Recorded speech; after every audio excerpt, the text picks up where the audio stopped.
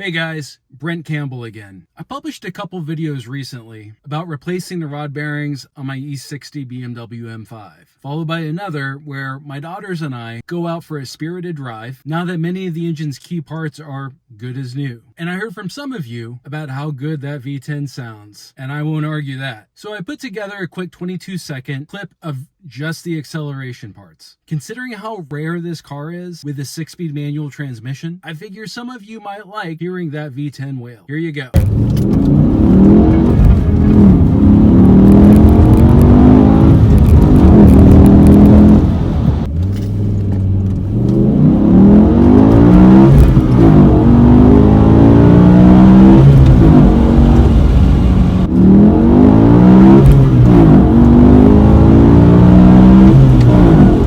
Personally, I could listen to those clips again and again, and it burns a hell of a lot less gas that way too.